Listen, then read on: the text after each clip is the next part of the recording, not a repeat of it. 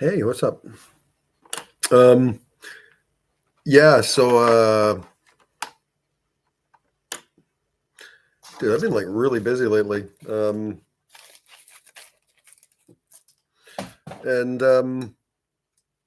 haven't had much time to do videos. But yeah, I've been doing a bit of as usual, I've been doing a bit of the commenting on the community section. And and the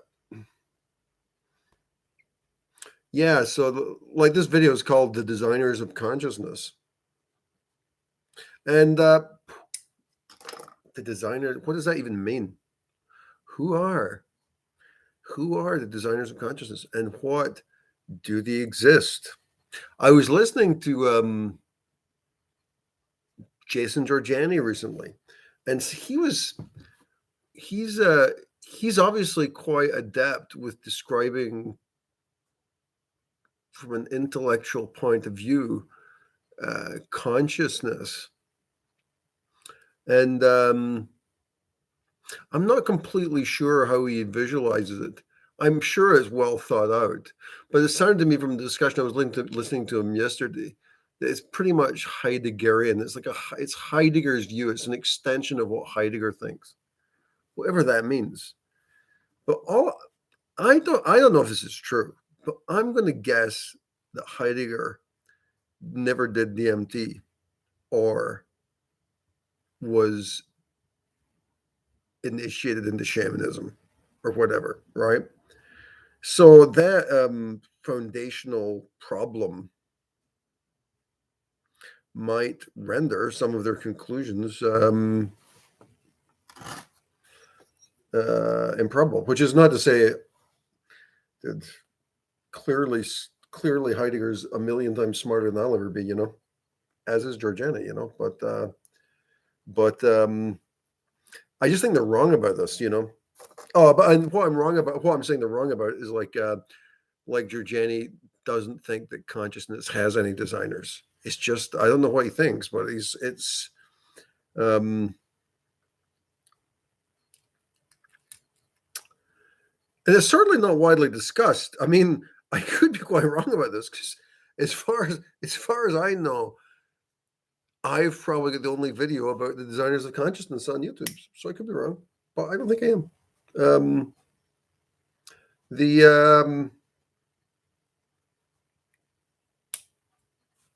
So I mean, I guess maybe rather than just repeating the phrase "designers of consciousness," I could cut to the chase and say like what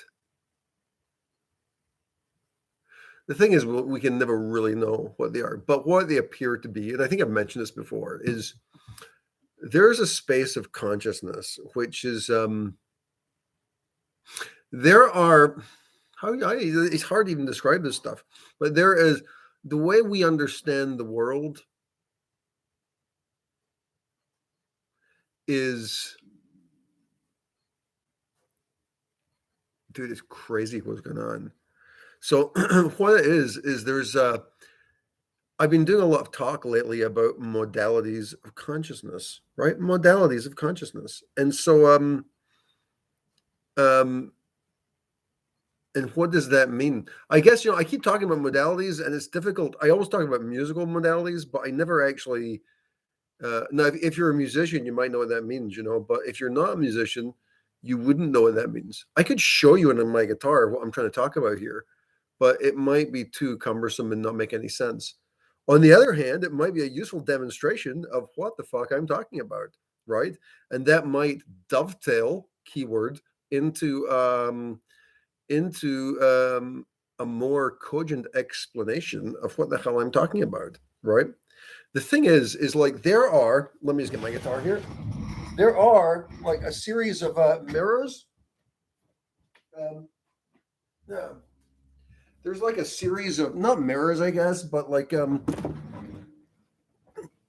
it's guitar time with Vegan Dolls. Hey guys, what's up? Yeah, Matthias, I did, yeah.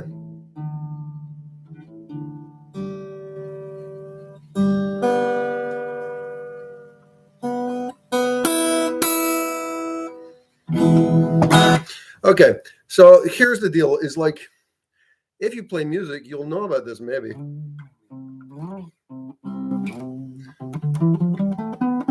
The C scale. Do, re, mi, fa, sol, la, ti, do.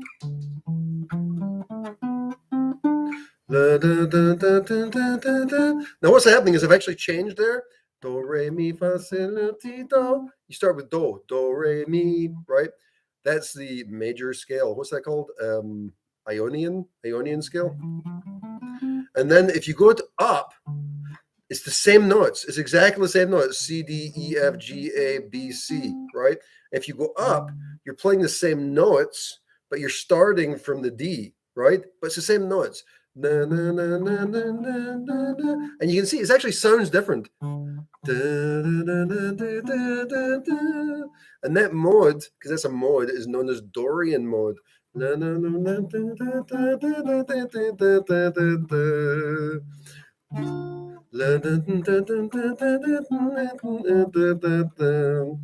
that would be a mode, but it's the same notes as C major, Ionian.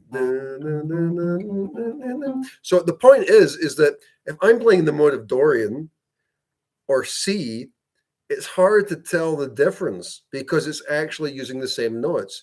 But there's a center of gravity. So the center of gravity with this is I'm playing around D. So it's almost like there's a sort of different center. Even though all the notes are the same, the sense of gravity, or you might say the energetic structure underneath that scale, is a D scale, right? Whereas if the energetic structure under the C major is a C, right? It's the note of C, even though it's the same notes. Now there's 7 different modes you can play, right? Over the and they're all using those notes. Then there's all kinds of variations and little tweaks and all kinds of cool stuff you can do. So that's what all the jazz guys do. They use all these little tweaks to the notes, and they slip in and out very skillfully of different modes. That's why when you listen to a lot of jazz players, they create interest out of almost nothing because they've got this ability to play something which is very normal and regular, but then they can slip very subtly into a different mode. And all of a sudden, there's a different feel, but you don't really know what it is, but you've been transported as if by magic into a different tonal center, right? A different gravitational force. So that idea of the modes, and also so if you play A minor, C, no, that's it. The minor scale is also a mode, right? So people always talk when you learn music. If you ever took music in like high school drama class or whatever, what they always tell you is they say, "Oh well, all music's in either major or minor scales." That's not true, right? Major and minor are 2 modes of the major scale, right? Or the minor scale. They're just modalities of music, but there's lots of modalities. So the point is that style of modality. Where everything feels normal. Like, for example, let's say C major's normal feeling.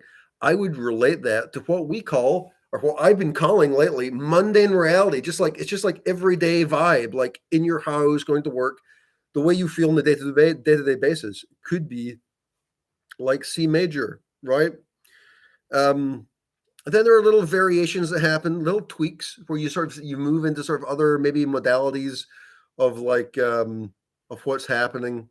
Maybe you fall in love. That's got a nice different modality to it, right? It's got it's got a bit more color, right? It got a bit more color into the mode, right? Or somebody dies. It's got a lot of color. There's a lot of color, but it's got a whole different vibe to it, right? Now,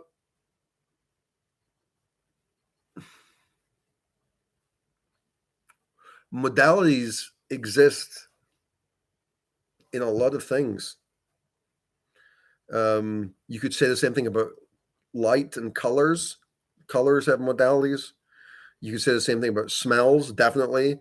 Sounds, clearly, right? Touches have modalities.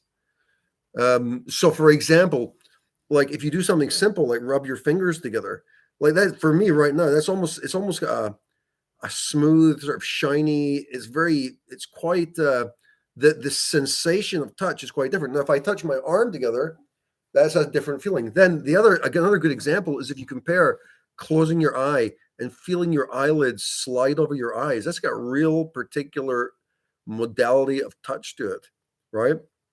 Which is defined in that sense. Like if you look at a musical scale, it's defined by vibration, a whole bunch of different properties, right? And if you're looking at touch, I mean, that's got a whole bunch of properties too, but we tend not to think about it that way. The truth is, those modalities are defined by properties which are too abstract for us to notice, like on a regular basis. So, what happens seemingly is the brain creates sort of a rubric or a kind of metaphorical sensation, almost like an object. So the brain will create like a sort of object which represents a sort of like a sort of not an archetype, but like a template of what this feeling is, right? And maybe once that feeling's being created once or twice, you might want to return to it. Okay, this is a comfortable one, and you know what it is, but it's actually represented by a whole bunch of like different signals and body positions and movements. And it's funny now I'm thinking about it. This is actually one of the things that Tony Robbins talks about, right? He always talks about like, the problem is, as I recall, I haven't listened to him in years, but like he would say things like, if you're not doing well in your life, it's because you've got to break. You got to break the patterns in your body. So he would do these things where you stand up and you make roaring sounds and you clap your hands and you act crazy in an effort to change the predominant patterns, modalities, which are comfortable, right, in your life.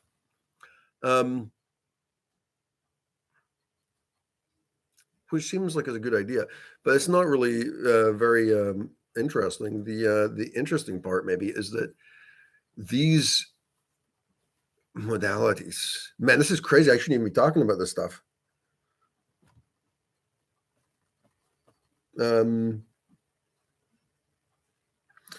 These modalities are engineered, right? These, dude, holy shit! It freaks me out thinking about this. Like it's the modalities have been engineered, and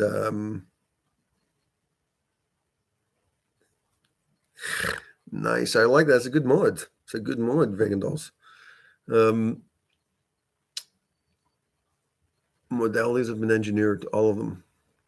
And I don't know. I mean, it seems like the modalities are hierarchical too. So inside the modality of like mundane my afternoon, there's a modality of playing guitar, not very often these days. There's a modality of like being on the computer, and there's different. Those aren't really modalities. Those are just events. But what I'm saying is they tend to form like sequences, and some of the sequences are happening over time, and so they become difficult to identify as modalities, right? But they are there, and you can actually you can pierce into this space and you can see what's happening, and it's really what it is. I was saying earlier, keyword. I said dovetail, and what happens is the way these modalities are lined up is like they're like when I'm not the dovetail is like the idea I think from carpentry or something where you get like joints which are kind of like they're so well designed. It looks like the feathers in the dove's tail. Maybe I go no, maybe right. So what happens is it's almost like this like is like how like they built the walls at like Machu Picchu and all the old temples, and nobody knows how they built them, even in Egypt, like at the pyramids, because they've moved these huge rocks, but there's no seams, or there's a seam, but the seams are so perfect, they're completely rectilinear, right? There's no gaps and there's no concrete. That's the crazy thing, like in Machu Picchu, there's no concrete, right? Everything's it's just perfectly cut and positioned, right? Everything is perfectly cut and positioned. So what happens is the way this works in consciousness is everything is so finely engineered, you can't even see the seams. Although, I mean, apparently you can. You can see them if you're a completely nutty guy, but not very regularly lucky, right? Hey, what's up? And what was I going to say? So like the conscious modalities are so they're so dovetailed together. You cannot. I mean, yeah. It's extremely. It's a level of engineering which is beyond anything that humanity can contemplate. That's the main point. It's beyond anything that humanity can contemplate. And that is, I mean, there does seem to be a stage where you can contemplate this. And certainly, if you take ayahuasca, you might see this kind of stuff. Because I've seen this before in ayahuasca. What has been the big surprise this week is because I'm doing this, because I'm in this whole non-dual process thing, is like I'm frequently leaving the Scots construct behind, right? So what happens is I'll be like sitting, and it's just obvious. It's like there's this obvious gap between it's wild, man, between physical reality and awareness.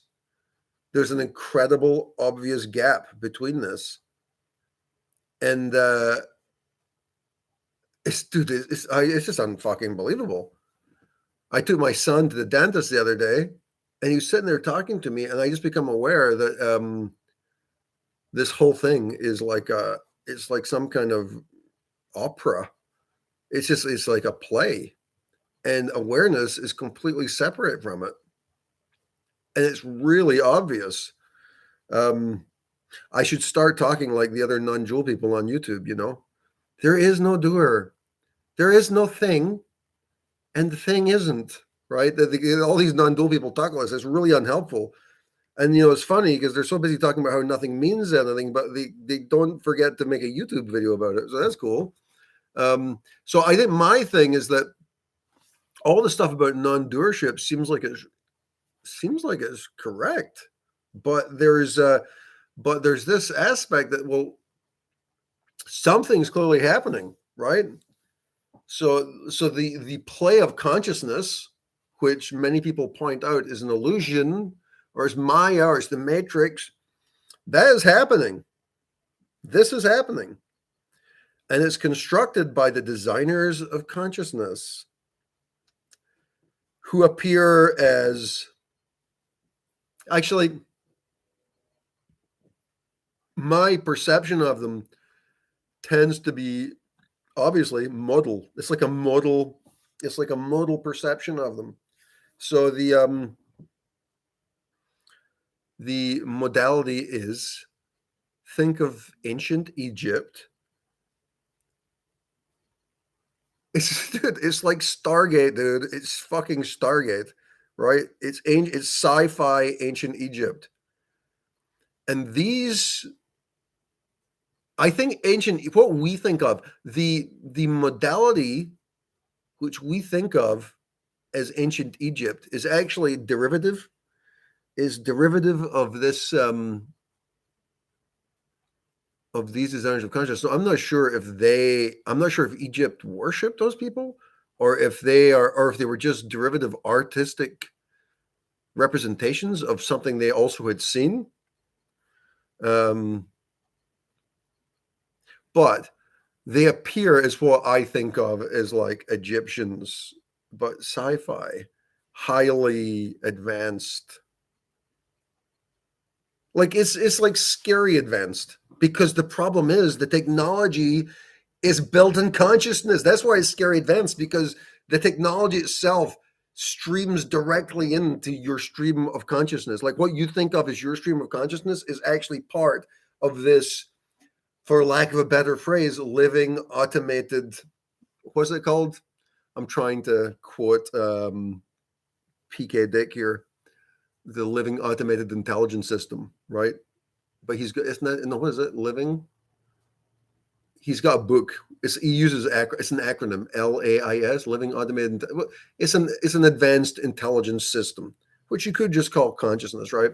But the way the consciousness is created is almost it's almost the way. And this is funny because I've seen this in ayahuasca too, back in the day when I did ayahuasca. But like the I also saw this. Dude, during famous, my now famous video about meeting the Elohim, um, which is my now famous video about meeting the Elohim, which is now behind the member section, just because that stuff's too intense, man. And videos like what I'm doing right now, I may end up putting this in the member section too, just to keep the channel clean for like interviews and stuff. But yeah, during the Elohim experience, it was designers of consciousness. Although the funny thing about that was I identified them as the Elohim, right? But what happened with the Elohim was that consciousness, as we understand it, it's like I'm saying it's engineered, like they engineer it, like they're not sitting around like with like tools engineering consciousness. That's not what happens, right? Consciousness radiates from them. It's like it radiates. It's just like a radiation. They don't even think about it. So there's these streams of consciousness which emerge. Holy fuck, dude! Holy fuck.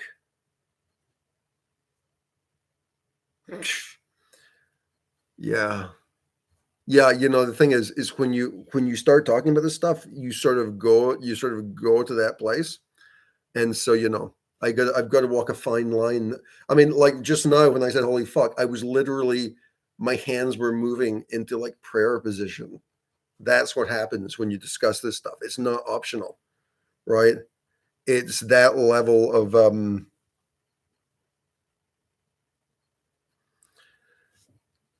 this consciousness radiates from them, and it radiates, I guess, kind of like the sun radiates, and so the sun also radiates as light, and you can split into like the spectrum of different colors, right? So you can see different colors, and that's cool, right?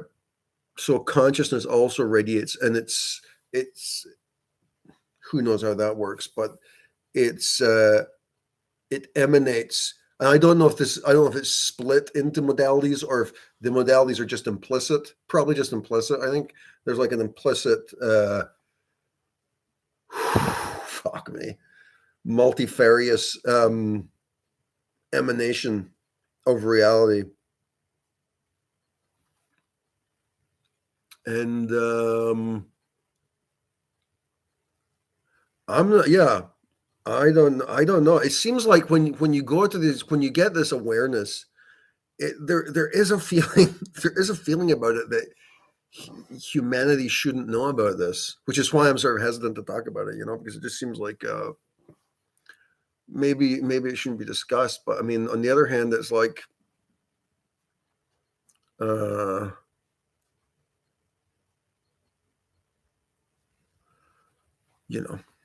whatever, right? I mean, it just happens. So this emanation, wow, dude, this is crazy. So the emanation of consciousness is the emanation of consciousness, dude, is it's very deep and profound, obviously. And there's but the weird thing about it is the contemplation of it challenges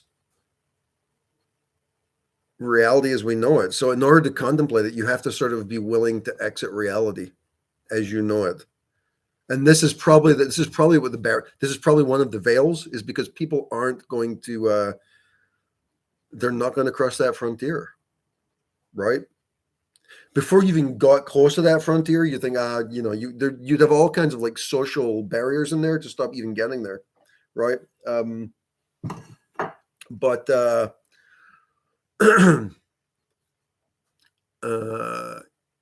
but even if you did get there, I mean, there's a fear factor, right? It's scary, and I've had experiences where I backed away from this previously. I remember a couple of years ago, I was taking my son to school and I dropped him off, and it just got revealed. It just like the veil dropped, and I could see all the mechanics. Because I mean, I don't know if it's just the human mind, but it does appear almost mechanical, but it's not. It's not. I don't want to say mechanical. That sort of denigrates what it is because it's like it's so advanced, but it's like it's almost. Yeah, I mean, it's like if you do DMT or something and you see like machine worlds or whatever, right? I mean, there's all these different levels like of conscious awareness, and so sometimes that can just drop, and it's too much, it's too much. Now, but I think what happens is over time you get more used to that dropping out of the way, and you can sort of like in the past this has happened, and it's like, dude, you can't breathe. That's how overwhelming it is, right? Because it's like and this has got this element of gnosis, because I think what happens with gnosis is like truths are revealed, and you don't need scientific. It's obviously true. That's what gnosis is. It's like it's the obvious truth of reality revealed, right? So you can't measure it, right? You can't get a microscope out and measure this. My brother sent me a video the other day, which is actually quite good, and it was talking about. It was a scientist who was talking about light and how light. They've done various measurements and they've been able to prove this. And I'm like, dude, this is like retarded, dude. I'm like, and the reason it's retarded is because you're designing metal tools to try and analyze consciousness. What, dude? That's like trying to do like genetic engineering with mittens on, right? Consciousness is the tool, right? Like if you design a microscope, you're basically just designing mittens, right? You're like putting on blinders on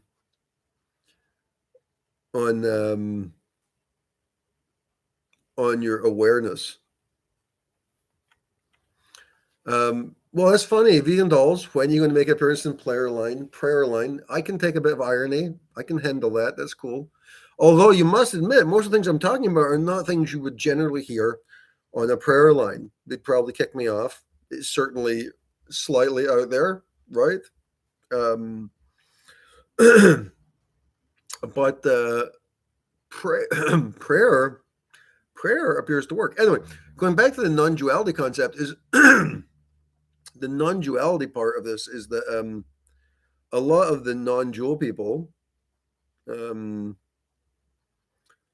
they all start sounding a little bit out there because, I mean, even more so than me at this time, at least I'm giving you a narrative, right? I'm giving you a narrative here, but even talking to Krister, when I speak to Krister, who did the Rasa, Krister was saying to me, he's like, dude, he's like,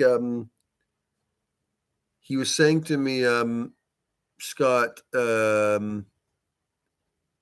stop engaging with narratives. He's like, that's like, it's a mistake, it's a mistake.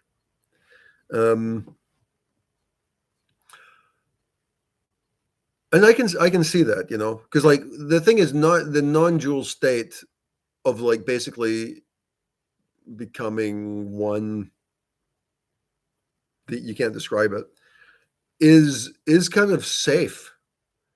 Because obviously, dude, if you're talking about the designers of consciousness and sci-fi aliens from Egypt, that's a short trip from that narrative into other narratives which get even crazier. And there's lots of New Age people who engage in that, and and you can go out and meditate in the desert and evoke aliens and spirits and all kinds of stuff. You can do all this stuff.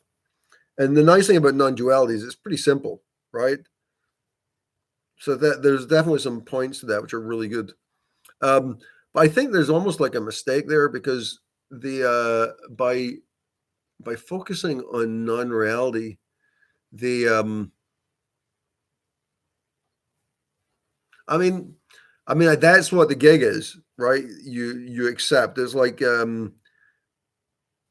what was it Nisargadatta said? Nisargadatta said just stop paying attention to anything, right? Just stop paying attention to anything in the physical world, right? And that's how you become awakened. But I think, and there's a good point, there's a good reason to do that too, right? Part of the reason to do that is because consciousness has got this seamless, dovetailed structure that energy modalities can be changed. So in the same way I moved from like C major into the Dorian scale, right? Sounds the same, but there's a sort of subtle energetic structure change underneath it, right? And There's a subtle energetic change underneath it, and you can identify it. Now, if you're listening to like some crafty jazz musician, that's fine. But when it comes to life, when it comes to what you identify as reality, it's got a lot more import, right? It seems like it's a lot more important to be sort of on top of what those modal changes might be, you know.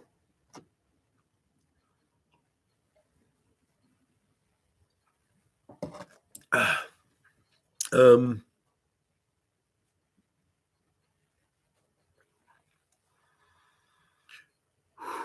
and I think one of the things, my point, I guess, is that the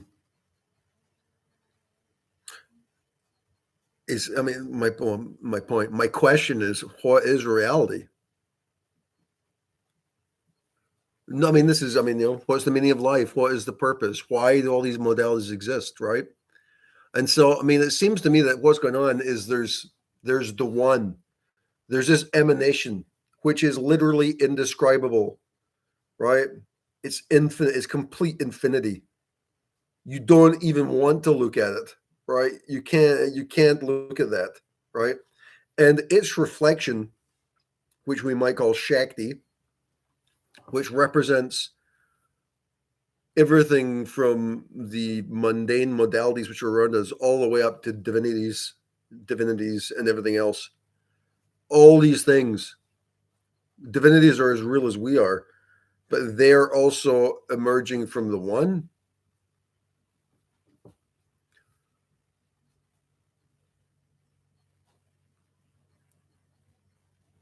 And but they're like a reflect. They're reflections. It's kind of it's like they're trying to copy.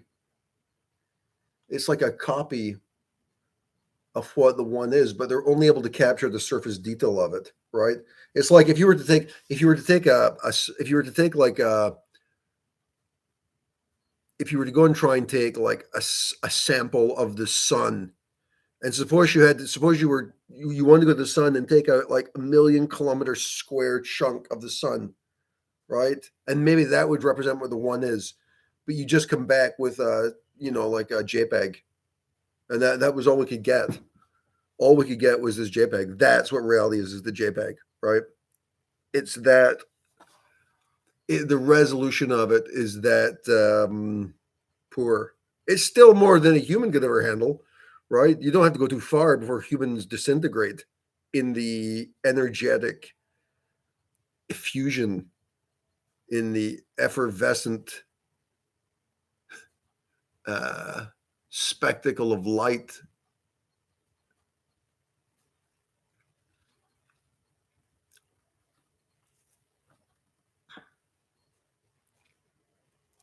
So it makes you wonder, what the fuck is going on, dude? What the fuck's going on? And of course, I mean, there's two ways of looking at this, right? Um, so it makes you wonder what is going on with all this stuff. Like the is it?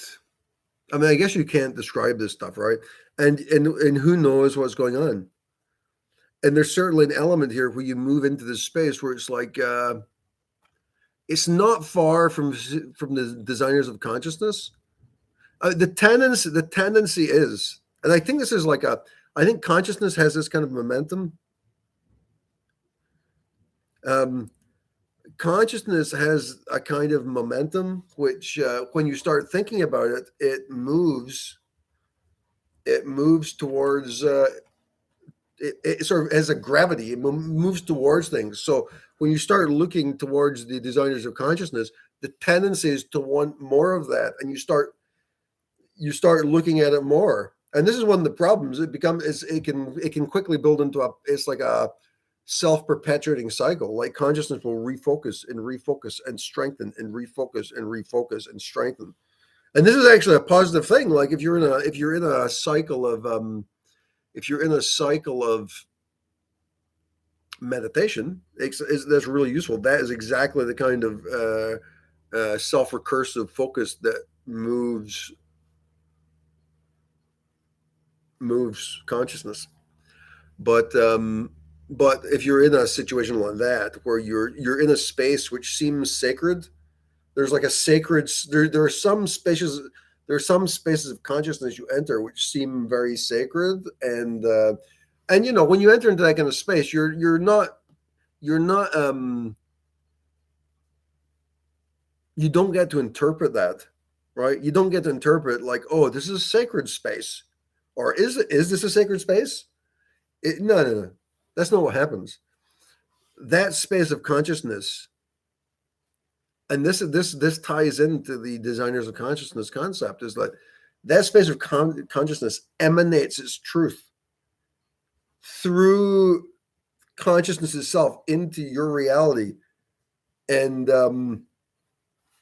this is why you often find people who are going through Kundalini awakenings. Like if you see any like videos, like in Igor Kufayev, he's got a bunch of like videos like during some of his retreats, right? So he does retreats and he does like Kundalini initiations of like people who come and meditate with him. But what you'll see is you'll see in some of those videos like people making funny faces and sounds and body positions, right? And you can't stop your body moving, right? And these are called kriyas, right? So these are the energetic.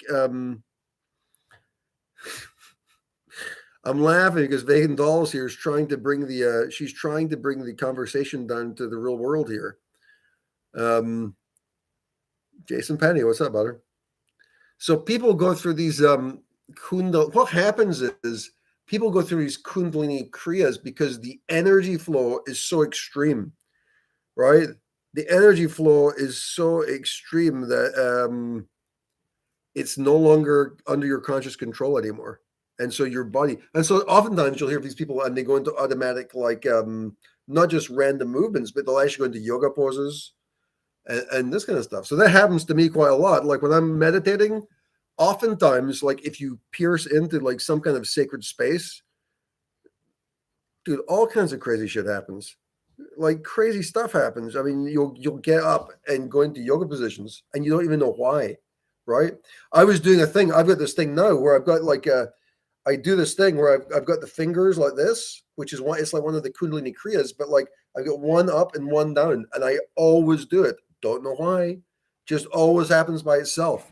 So now I kind of just prepare for it. Whenever I'm meditating, I just get into the position because it's going to happen anyway, right? So I just do it, and that's what I did. And when I was doing transmissions a few months ago, I was doing that because I know that's like my kind of one of my zones, right?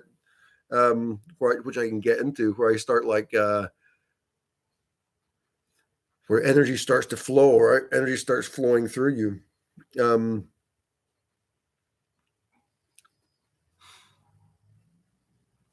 And it was funny because like my friend, what's his name?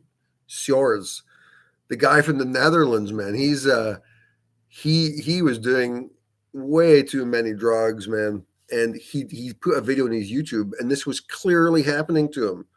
I mean, it's almost funny. I wish I'd done this on OBS or something so I could just play the video, because he was clearly having way too much information flow. Because he was trying. He's a smart guy. He was trying to talk to the camera, but he was like, rah! He was like exploding into these strange sounds, making parrot sounds and changing his facial and all. It was completely from the as an outside observer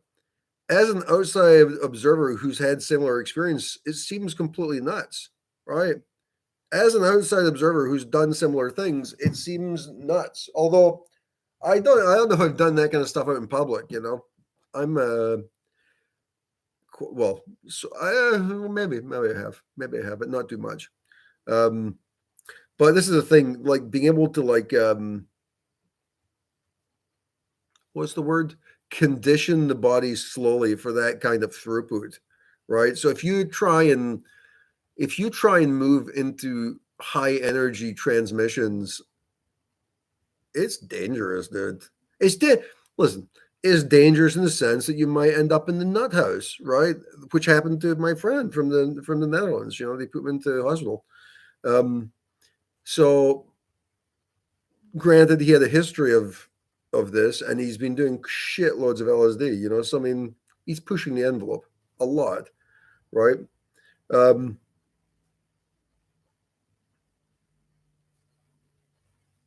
so this idea of the self-recursive focus of consciousness, like if you do get visions of designers of consciousness and you start moving into it, you have to be able to modulate that quite quickly, because it's easy for that stuff to get out of hand, right? It's easy for the energy to just explode, and you know, you're in the middle of a mega kundalini event, you know, which technically is okay, but you may end up making abstract videos about the designers of consciousness on YouTube and this kind of stuff, right? So being able to manage the conditioning of your consciousness, right, seems like it's important, right? It's like if you're pregnant, right, and you, right, and like my daughter's been going on like saying like, oh, I'm never gonna have children. How is there ever going to be like a baby coming out my vagina, right? She's like, it's never going to happen. And so there's this idea that there's this tiny aperture, right? Big baby, right? How do you deliver awareness through the tiny aperture of your consciousness? It's literally like giving birth to an entity, right? An entity. But in this case, the thing is, the entity can be really I'm not going to say the entity. Awareness is positive, but the problem is that the consciousness is more complex than we think of it as, right? So there's lots of peripheral entity types and psychological archetypes and various other things, which can make things quite confusing, right? If you're not used to it, you know.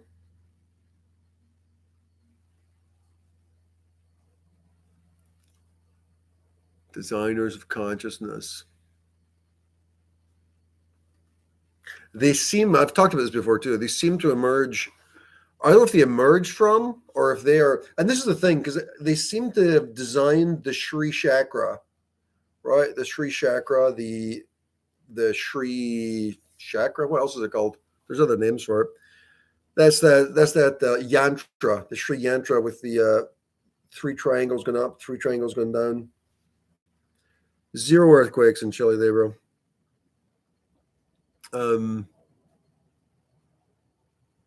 Which is interesting because apparently the Sri Chakra has deities related at each point, and each angle has deities associated with it, right? The Sri Chakra is like really, that is a really sacred symbol, the Sri Chakra. That's a really sacred symbol. That is the symbol. I don't know if it's the exclusive symbol, but it's a symbol, in my opinion, of what I call the designers of consciousness.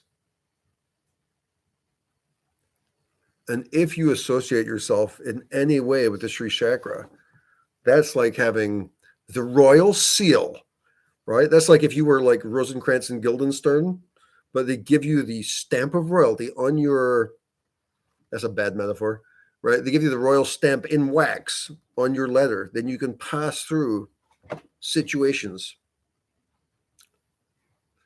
But that's what the Sri Chakra is. It's dude, it's fucking unbelievable what the Sri Chakra is. Dude, this is a thing. Like that just seems like a bunch of lines on a wall. I've actually been thinking about putting up on this wall here. Like on this wall here, I've been thinking about like drawing it out really precisely. I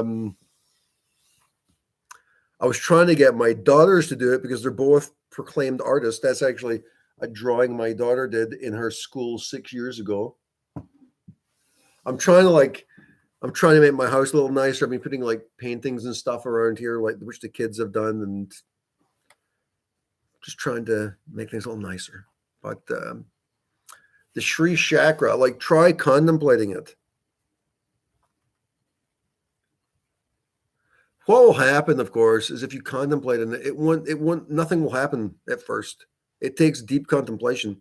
And like, but once you're able to move energy into this stuff, dude, the connections which come out of this, it's really, really powerful. And I think also the whole idea about and you'll like this, Vegan Dolls, about prayer.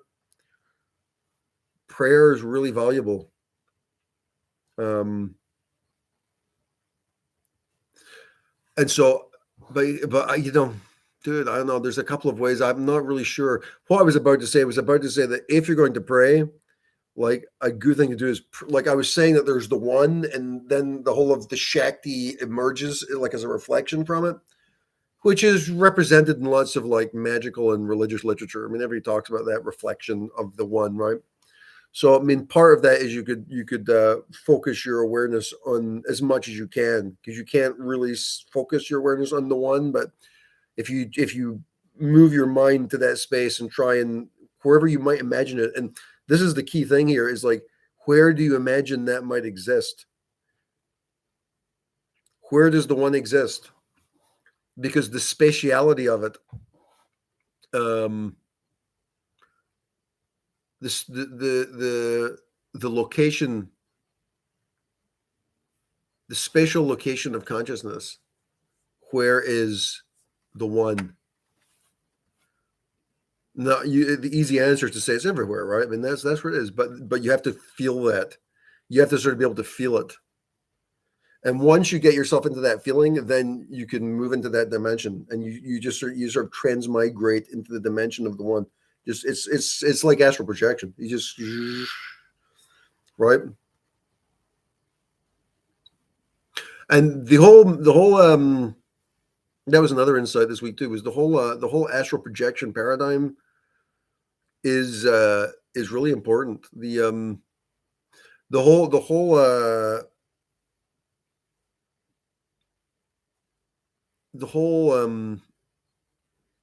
lesson, like not the whole lesson, but part of the lesson of non-duality, this whole idea of non-doership, right?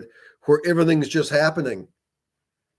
And all of a sudden you become aware that you're separate from it. And it's like, it's weird. It's so weird that you're just aware, and you're watching all this stuff happening around you, and it's not you.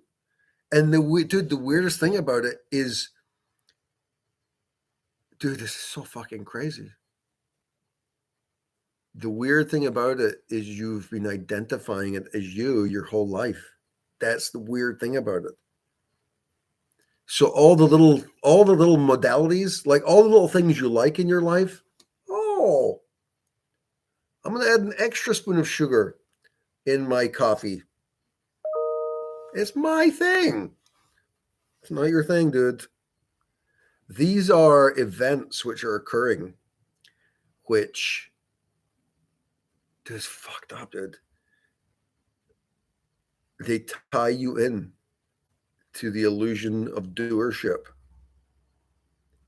And what's funny is that seems crazy for me to even say that. That's what it is.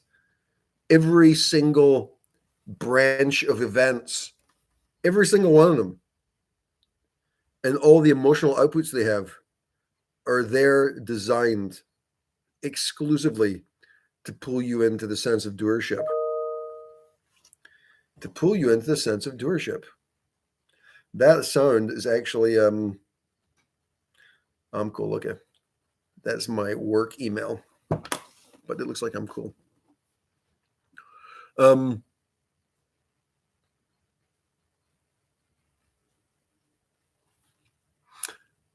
so once you become aware that that's false, which doesn't mean evil. I mean, I think that the thing is, people think that's evil because it's false. It's evil, and I mean, it is an incredibly big trick to play on awareness, right? It's a big trick. It would be really easy to color that as evil because it's false, right? So it seems, but maybe falsehood is, maybe that's not a sophisticated way of understanding what's happening, maybe. And I think there's a level of this where we just don't we don't have the ability to understand what's going on, right? But that sense of non-doership, which you get from non-duality, you can experience that in astral projection, right? So the moment you can bring your body down, so when you're going into bed at night or whenever, you bring your aware, you allow your body to move into sort of like borderline sleep, but you keep your mind awake, right? And then what you can do is you can start imagining moving out of your body. And what people tend to do is people tend to move they tend just to roll out of their body. And so essentially you're just like they call it the astral double. You're the astral double of yourself. And that's interesting. And it's a really powerful thing. But the big surprise for me was imagining an object and moving my consciousness into another object and becoming the object. Dude, that is insane. That's possible. But what's funny about that is like if you're talking about like the whole non-dual vibe, it seems to me for some people can get into non-duality through meditation, but you have to be a pretty serious meditator. It seems to me the easiest way to get into non-duality is through energy transmission from a guru or from somebody who's been taught how to do it. And guru just means teacher, right? So from a teacher who can transmit. So they don't have to be some Indian Swami. You know, Christer Carlson, he's just a guy from Denmark, right? Nice guy. He also does energy transmissions, which will push you into non-duality, where you become aware of all this stuff. And so that sense of non-duality is, yeah, the thing is like if you're doing that from an energy transmission, that's like a permanent thing. Eventually, it's just a permanent transition, right? The non-duality. Oh, that and the astral. But I think the astral projection aspect of it is actually, it seems to me, is more attainable, right? Because you can learn to astral project in a couple of days. I mean, you can learn the theory of astral projection in a couple of hours, less, right? All you got to do is just try and allow your body to go into sleep and be aware. And it just takes practice. And it's not just practice. You've actually got to sort of like, it's more than just okay, I'm going to try this and works. It takes more than that. You've actually got to like, you got to spend a lot of time thinking about it, and you sort of got to put it into your subconscious mind about how to do it, right? And so you're thinking about it. You got to think about it all the time and have like a real. It seems to me, and I learned this from somebody else, is that the intention to astral project is the most important thing. It's the intention, and so this guy was explaining.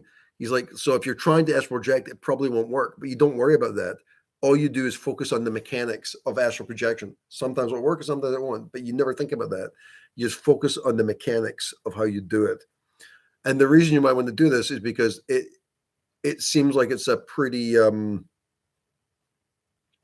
it's an attainable way of learning about the stuff firsthand, right? Because like if you have a non-dual transmission, that's like permanent, right? And to be honest, if you do astral projection, that's got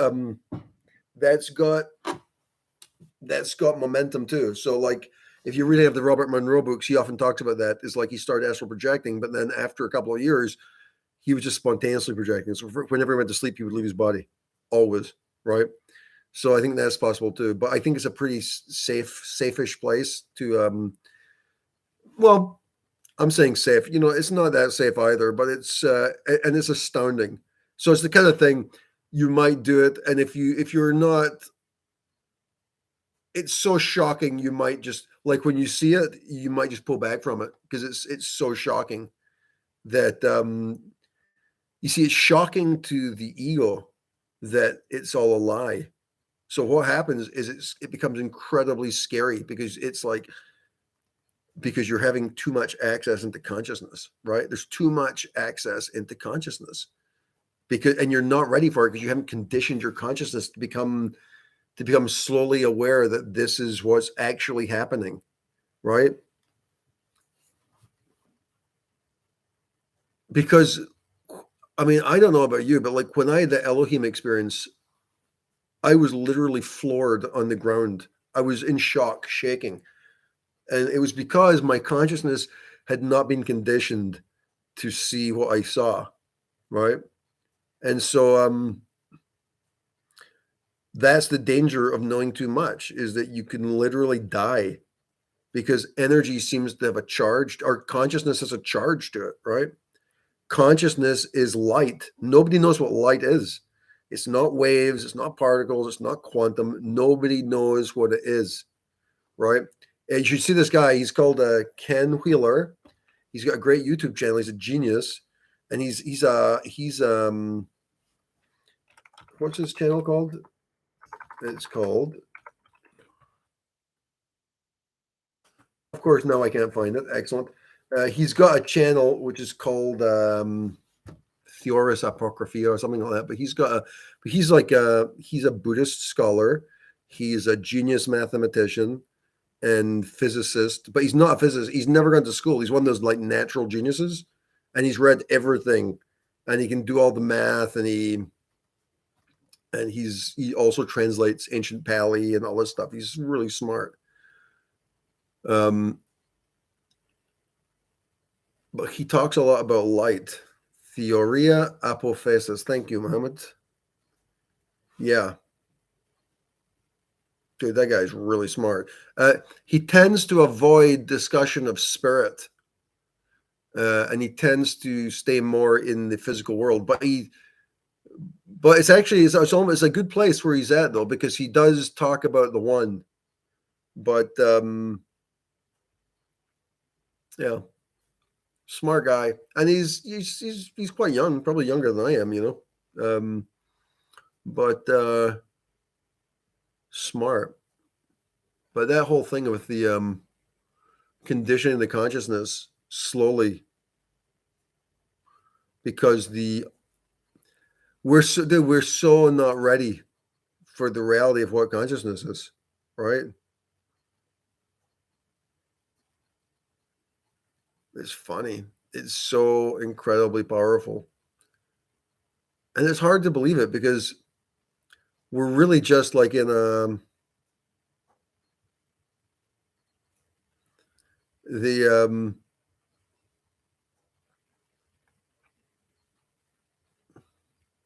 what are they talking about?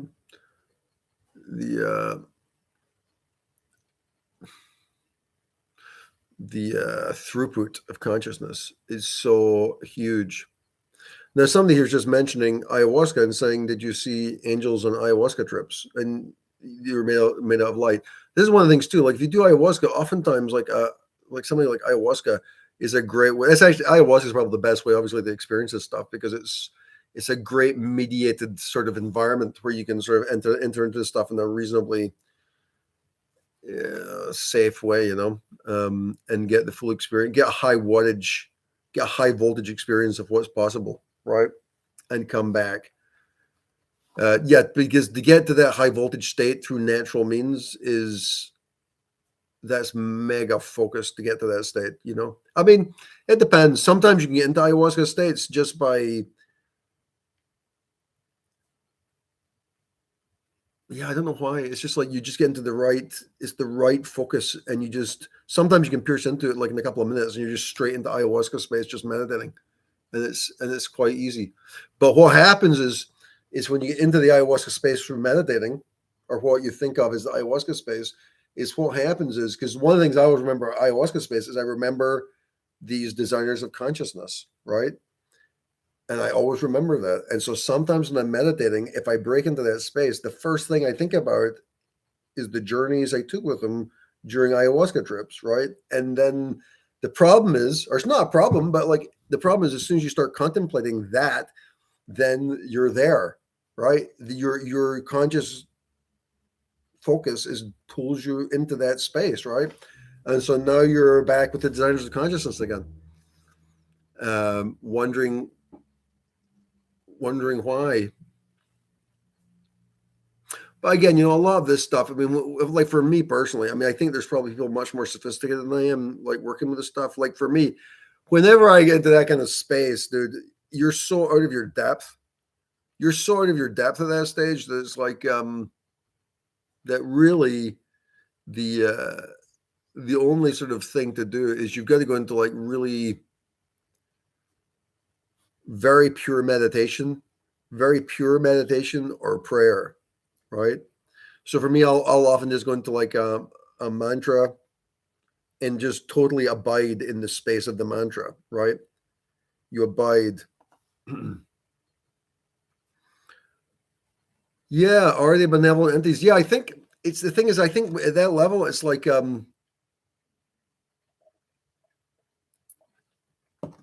it's neither benevolent or it's not positive or negative, right? It just is, right? And so I would tend to say benevolent, I tend to say benevolent about that, and certainly that was why I was saying like the whole thing with the Sri chakra, like whenever I contemplate the Sri chakra, it's literally like it's like the emanation of divine light, is the emanation of divine light. And I swear to God, the contemplation of the Sri chakra will make your life better. I don't know why. I don't know why it is, but I'm 100% sure that's true. It's probably true of the cross and other symbols too, but um, the contemplation of divinity in any form. Dude, that's the amazing thing, dude. The contemplation of divinity in any form will make your life better. Now, that's not a common thing to say in our world, contemplating divinity. But think of all the stupid shit you contemplate on a regular basis, right? There's probably a lot of really stupid things I know I do. I contemplate a lot of really stupid stuff, and I catch myself doing it. I'm like, dude, what the hell? I was here. This it's funny. Like our egos are so dumb, Our egos are so dumb, and like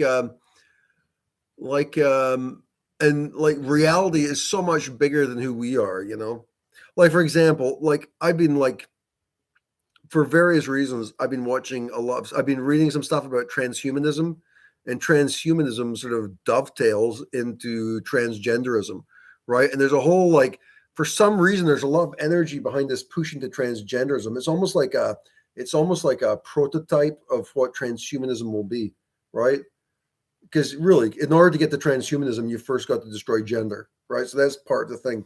And so I'm quite anti-transgender at the moment, like because I see it as a negative. I see it as a conscious energy, which I don't think is coming. It doesn't seem to me that it's emerging from. It's not emerging from reality. It's emerging from conscious forces which people aren't aware of, and that seems a little bothersome. But at the same time, it's easy to misjudge that, And so, and it's like you get caught up in your own little cycles of beliefs. And all these little beliefs, they're all wrong. And so today, like there's a transgendered guy, or he dresses up like a woman in town where I live. And he goes out there every day and he wears like a big ball gown and he sings. And he sings every day out in front of the bank because there's always like big lines. So he goes out and sings, and it's like, and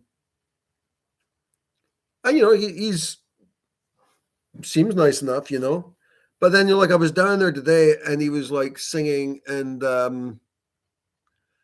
you know what happens is your mind tends to think stuff, right? So today he was wearing male clothes. I've never seen that before, and he was out singing wearing male clothes. I'm like, oh, whatever, And your mind's like, the fuck, dude, Anyway, he goes up to a guy. He goes up to a guy and he puts his arm around the guy and starts helping him. I'm like, dude. I mean, that would like annoy me, because like every time I go down there, I'd be like, dude, don't fucking hassle me. But you know what happened is the guy he put his arm around was blind, right? And he was helping the guy across the road as he sang. And I was like, wow, he's much nicer than I am, right? So I don't know how I got to that story, but it's like it's really easy to make assumptions about reality and like about the way things are, and be completely wrong about them all, And I think it is true about the whole transgender thing being actually. I think there probably is like some authentic transgenderism, but I think what's going on now in society is basically It's basically an extraterrestrial force which is doing it. Spiritual force. It may be doing it for, I'm going to say it's for negative reasons, right? Because what it is essentially what it represents. It represents an astral fissure. It's a fissure of the astral world into the physical world, and the reason you can judge that is because it's based on imaginary concepts, right? It's not based on observable truth. It's based on imaginary concepts, right? Or as Vegan Dolls here says here, is based on lies.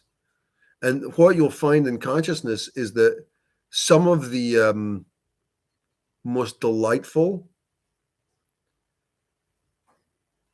attractive, some of the most delightful and attractive thoughts and energetic thoughts we have in our minds are all fucking lies.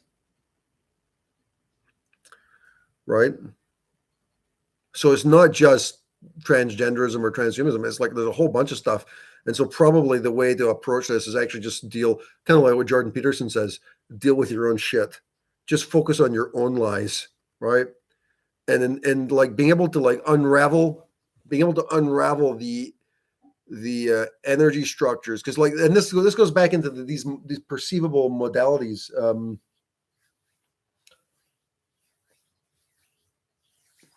Yeah, I mean, Vegan Dolls, this is the thing, Vegan Dolls is saying the devil is a liar, and that's what Granny says, which is, it's hard to, yeah. Is that what it is? Is it all just fucking lies and it's the devil's mind? I'm not sure. But there does seem to be some like observable truth. And that's one of the things with the whole non-dual thing too, is that non-duality is just observable truth. It's like gnosis, which is undeniable. So it's not really discussable, right? It just seems like it's just truth. And I think the same thing could be say about the about gender, It's pretty obvious from observation what truth is. And the other stuff is based on thoughts, right? And thoughts are to be given the same value as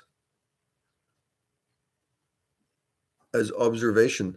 It's interesting, I hate to admit it, but I spent a lot of time watching that Johnny Depp trial. I was working, I had it playing in the background. Man, that was really interesting. And I never really noticed like the way lawyers work. But you see, the way lawyers seem to work is they've got this whole process where they get witnesses up. But what happens is they're not allowed to use thoughts.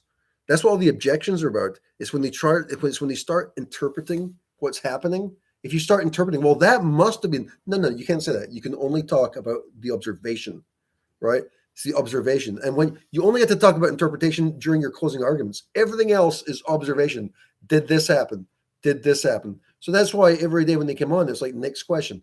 Did this happen? What happened? What happened? There's no thoughts because thoughts aren't truth, right? That's what it's based on. And the way those witnesses come up, it's almost like Vipassana meditation. So what happens is they start with a question and they just boom, the next question. And what they're doing is they're just peppering the consciousness of the witness, and it's basically like they're slicing it and slicing it and slicing it, and it's and there's no room for interpretation. It's like, what fucking happened? Right? What is it? Because people need to observe what happened, right?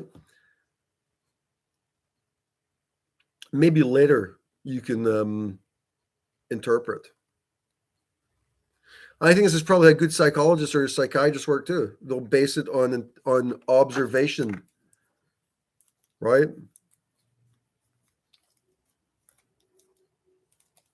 It's quite interesting.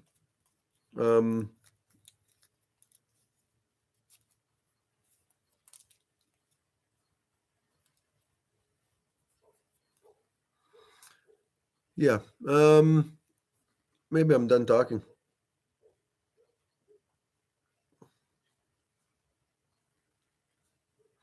The let me just try and wrap this up, like in a come back full circle to what I was talking about in the first place. The first thing I was talking about was the modalities of consciousness. And I did a demonstration on my guitar where I explored the Ionian and Dorian scales of the C major, which are made of the same notes but sound completely different because they have different energy centers. The same thing happens in consciousness. Sometimes things which are actually made up of the same thing have a completely different vibe, right? But we don't have a language to describe that as we do in music. In music, there's a language to describe the movement and flow of energy, and that's cool. But in consciousness and in daily life, there's no language to describe that. Even in meditation, people don't discuss it much, right? And when you get to non-duality, people are acting like it doesn't mean anything anyway, right? So it's like, my thing is that despite talking about designers of consciousness and the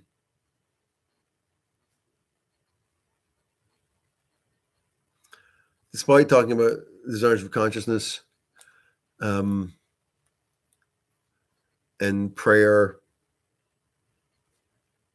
and whatnot, just becoming aware of those modalities of consciousness will help you. The best way I know of becoming aware of that is meditating on the senses. Meditation on the senses is the best way of learning about the modalities of consciousness. Because the five senses are the interface of the body and consciousness. And you can meditate on those. There's a good book, which I've mentioned a million times, called The Recognition Sutras by Christopher Wallace. It's an audiobook too. And it's the Recognition Sutras are actually quite short, but he's a translator and he's done tons of commentary. So he does huge explanations of what it means and stuff. So it's not just like naked, it's not just naked literature. What's the word I'm looking? Naked literature, I guess.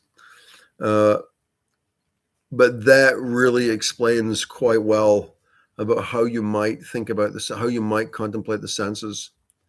And I think actually I've done a video on this channel, which is a really good explanation of how to do it too, which is called, if I go look for it, I think it was a good explanation. And it's basically based on tantric principles. Honestly, yeah, I was about to say it's the best explanation of it, but that's probably ridiculous because I'm not the most organized person in the world, right? I'm not the most organized or careful teacher. I tend to just like blurt out what I want, and then every now and then you'll get a nugget of wisdom from me, but it's not guaranteed. The video, which I think is a really good explanation, is called The 36 Tattvas. The 36 Tattvas. Tattvas. The 36 TATTVAS.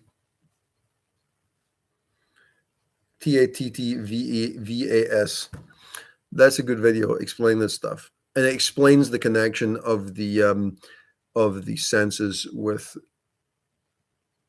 divinity or with awareness as we know it,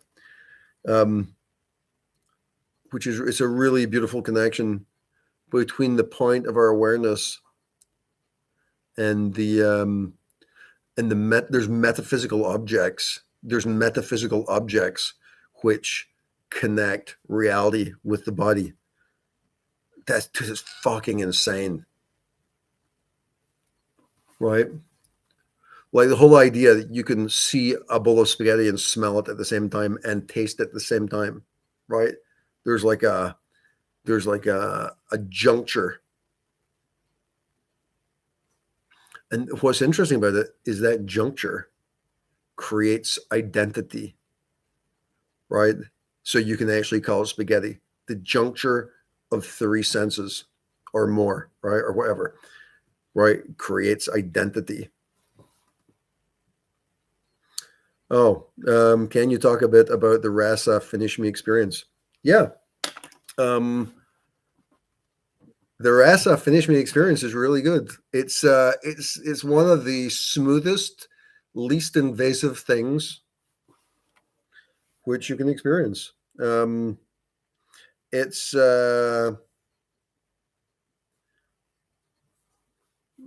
you get onto Krister. I think it's 90 euros now, 90 euros. And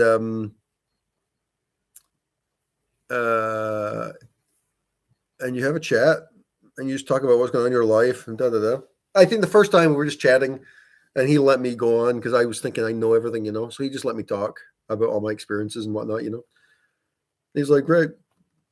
He's like, after I finished talking, he's like, well, he's like, let's do the transmission. I was like, okay. He's like, it'll just be like 15 minutes, just quietly meditate. So we just sat there quietly on Zoom. And that was it. And I was like, okay, great. I was like, thanks, man. Got off the video and I'm like, well, nice guy. Nice quiet meditation. Didn't really feel anything. I'm thinking, you know, I'm gonna what feels like an energy transfer, you know. But I didn't feel anything. And then, as I've mentioned 100 times, you know, like the next day I was at work and I was driving home and boom, I just became one with the universe. And it wasn't what I thought it was going to be. It was way different than what I expected. And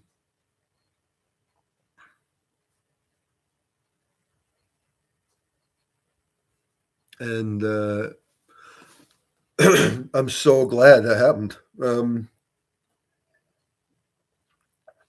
And it's that was just like the first process. I did Rasa with him a bunch of times, and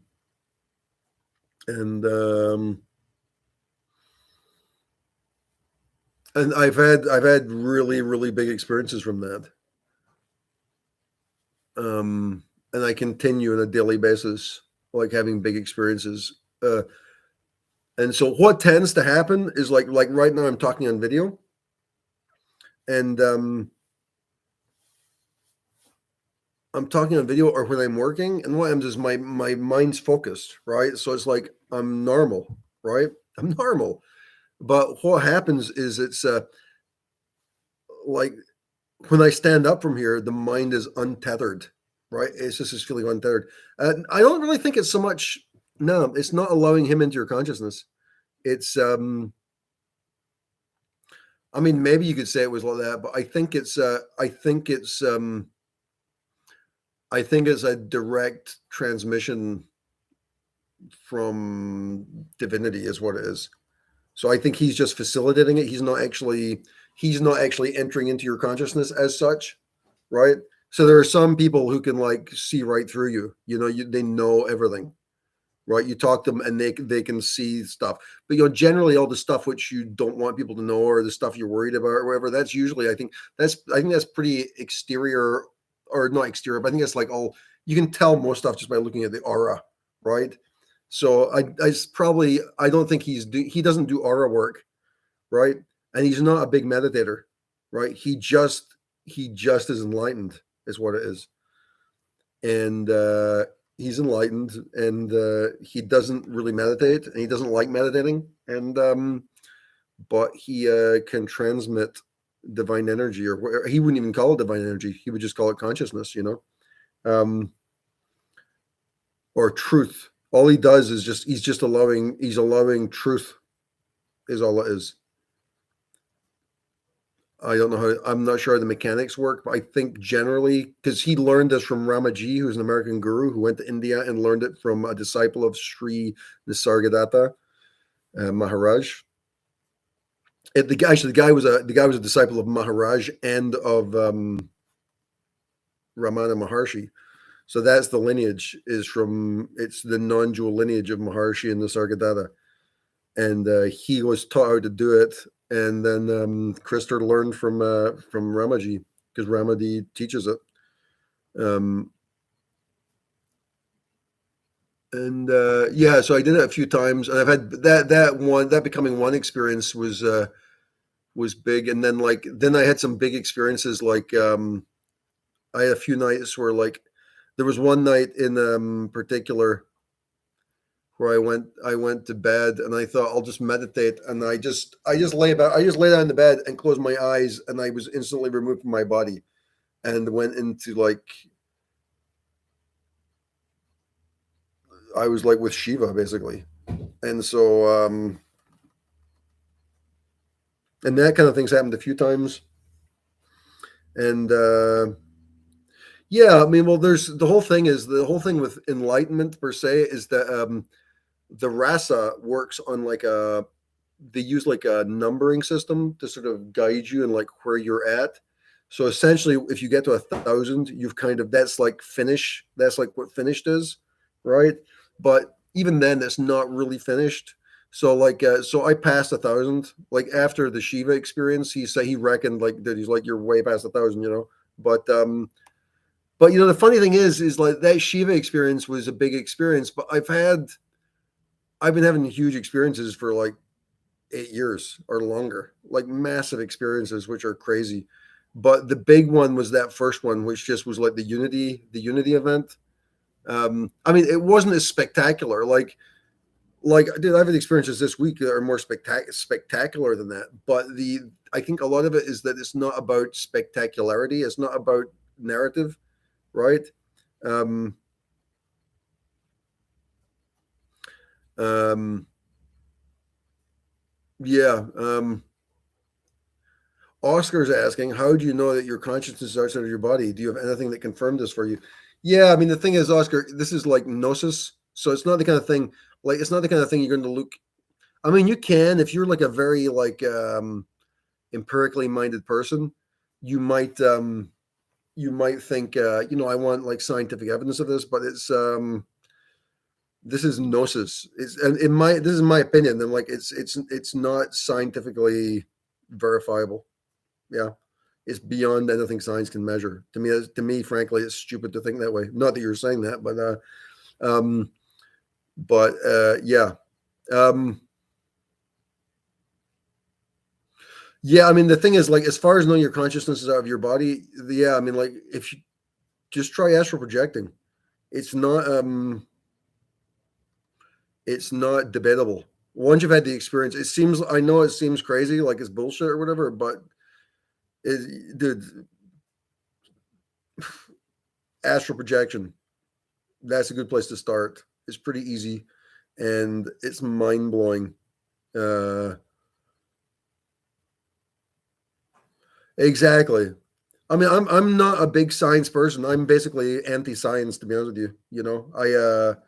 I used to be respectful of science, and I'm not anymore. I'm anti-science, and which seems like a stupid thing to say, admittedly, but and I partly say it just to be dogmatic, but I think it's much more important to focus on other things than science. Science is a trap and a dead end. Um,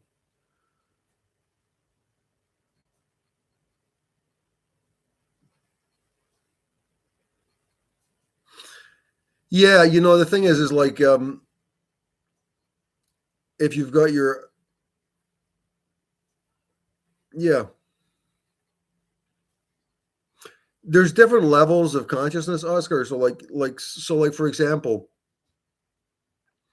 it's possible to see it's possible that your eyes closed and see in the dark, right? But that's not that you've left your body, right? So you can have like you can be seeing through your third eye, and you can be having visions, right? So I mean, I've been talking on this channel for like years about mega visions, right? And so you can evoke spirits into the bedroom and like have ghosts show up or spirits or whatever you want to call them, and you can do this, but you're still very much in your body, right? Leaving your body is a very yeah, it's a paradigm shift, which is even after all these years of evocation, it just blew my mind. It just blew my mind, and it reinforces the whole idea about the about consciousness and the non-doership of reality. Consciousness, awareness, and I think it's important to separate those. Consciousness and awareness are just different things. Yeah, it seems to me that awareness is the one, and consciousness is the structure that Shakti has created to play with awareness. And dude, what's funny about this is the level of cultivation that Shakti does with consciousness. Consciousness can be cultivated. Now, what happens is if you can get into ruts, right? You get into ruts where you have very low energy in life and nothing seems to be going your way, and everything's sort of like, and you've been there, right? So there's these places in consciousness where you feel like,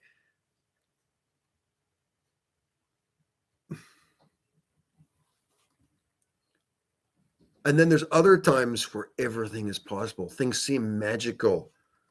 Like opportunity just presents itself to you. It's just like, how can this be possible? Just boom, and wow. And all of a sudden, out of nowhere, amazing things happen to you, right?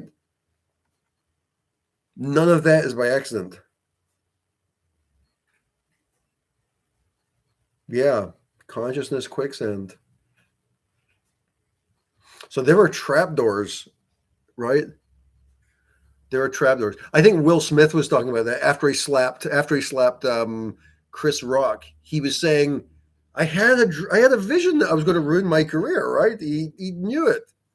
He had a vision that he was going to ruin his career, and he did, And so it's almost like there are trapdoors. It's like Snakes and Ladders, the game, right? My son loves Snakes and Ladders. We're playing Snakes and Ladders. And I'm like up at the top, and then, oh no, I'm back at the bottom. So if you accept it, that it's not linear, and it's not mediated by science, which is not to negate the stuff that science has done. And in some ways, I like science because science is like the vipassana of physicality, right? It's like when it's done properly. The problem has been so politicized and evil now, but if it's done properly, it's really just a form of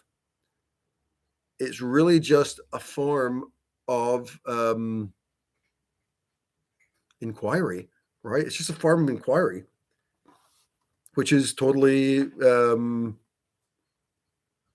honorable.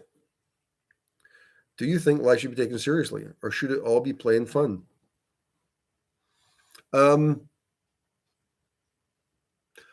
I think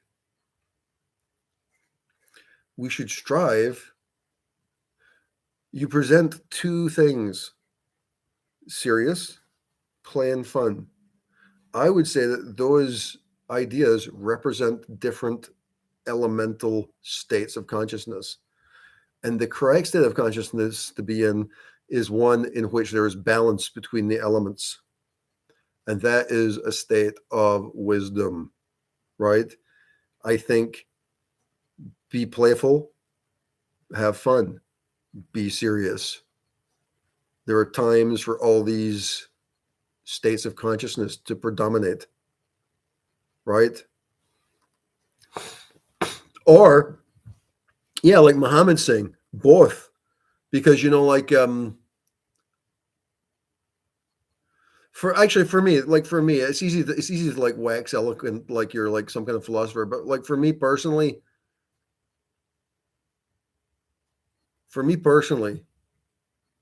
just becoming aware of consciousness. That's all I want to do. I want to become aware of consciousness at every single point and observe its playfulness and observe its seriousness, because none of that stuff, seriousness and playfulness, is not who you are. Seriousness and playfulness are part of the branches which tie your awareness into reality, right? So just become aware of it. It's enough to become aware of that stuff. You don't have to try and change it. Just become aware of what it is. Yeah. So if you feel playful and fun, just watch how that works. Watch how you're interacting with it.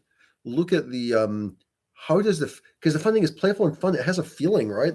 There's a feeling. It's very light and energetic, right? And then seriousness. It's like the quicksand thing, right? But that's fine if it's quicksand as long as you're aware of it. Awareness dissolves consciousness structures. Now, sometimes that dissolution won't happen immediately.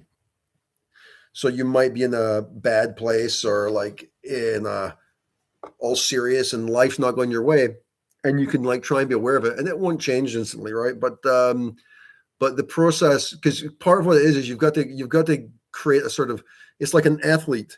Like you can't run in the Olympics if you haven't exercised. And it's the same thing with consciousness. You've got to like learn how to stretch your legs. You've got to learn how to see and appreciate consciousness, and also stay sane, because contemplating consciousness can be dangerous because it's very self-reflexive. And a lot of times, like when you're working when you're working at that level of awareness where you're becoming aware of the quicksandy nature of it, I mean, dude, that means something. That is conscious energy, and it's not that way for no reason, right? And so when you contemplate that, and when you start becoming aware of the energy structures which form it, and then you become aware of the lighter energies, and then you'll start contemplating them together and like trying to like do sort of an evaluation. You have to be really humble in that area. There's also lots of magic, which has this space is implicitly magical. Dude, I can't believe I'm here talking about this. And like, I'm not joking. And I know it to be true. It's fucked up. How can this even be true? But it's true. It's implicitly magical space. And what's really funny about it is I'm talking about spaces which most people haven't seen. Sometimes you might see them like during an ayahuasca trip. I'm talking about contemplation, bringing your mind into this space and presiding in it, sitting in it, and being aware of this space, and then be able to move into a different space of consciousness. And it's not even evaluation. It's perception of it. Dude, you don't have any fucking idea what kind of a gift that is to perceive this. I'm not even talking about doing magic. I'm just talking about the perception of consciousness. That is the highest gift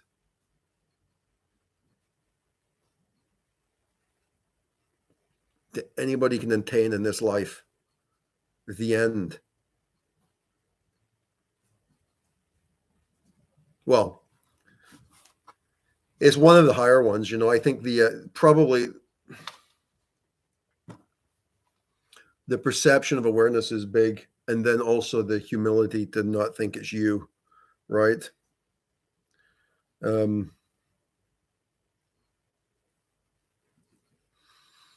That's interesting, Oscar, about the lead. The truth is that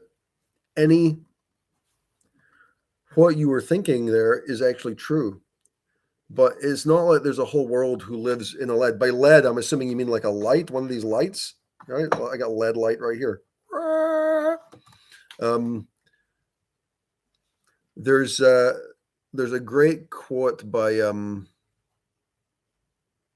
me just, do I have this? might be the kind of quote I have saved because I do like this quote. But I'm gonna forget who it was. It was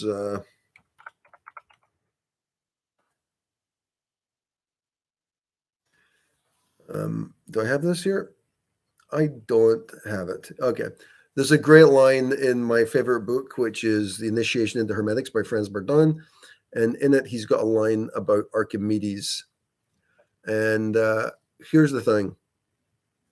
And this is something, any point, not any light, it could be a light, but any perceivable point in consciousness, any of them can be penetrated. It's like, the whole story about the Big Bang. Dude, the Big Bang is at any point in consciousness. You can penetrate into other dimensions through focus of consciousness, right? So there's a focus of consciousness, and like when you can refine your consciousness into like a beam of purity, it will cut through anything. And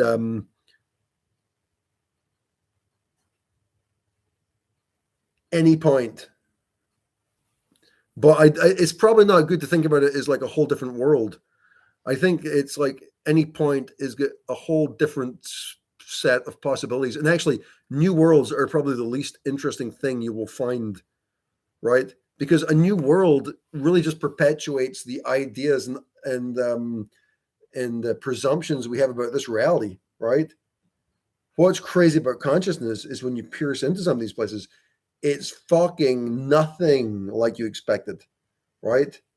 And that can be really freak you out. But that's also the entrance point into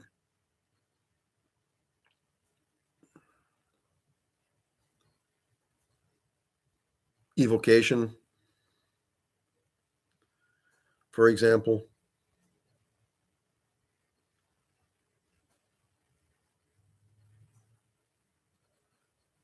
Magic.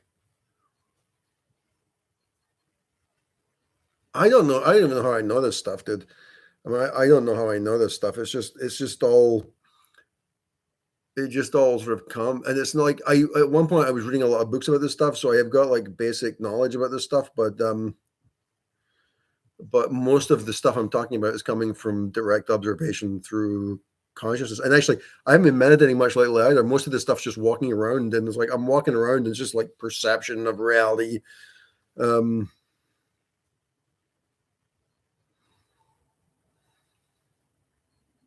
that's cool, Ilya. Ayahuasca, dude. Ayahuasca is unbelievable, man. It really is unbelievable what ayahuasca is. It's unfucking believable, that plant did.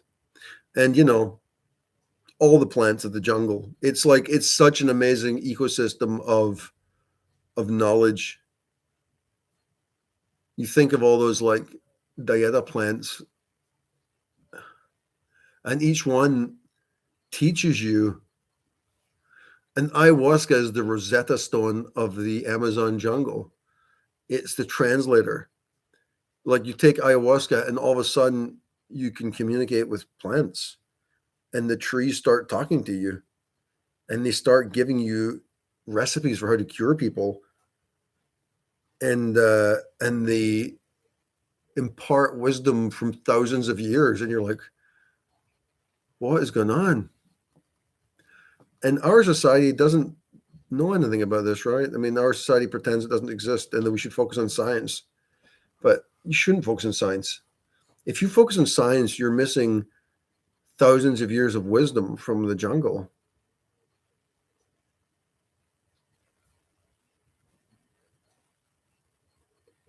It's way more important.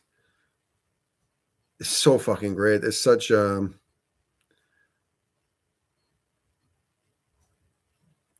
I like that, Mohammed. Yeah.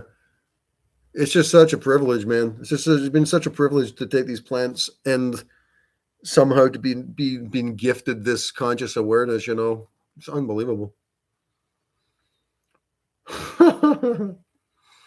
Yeah, and I'm out here, guys.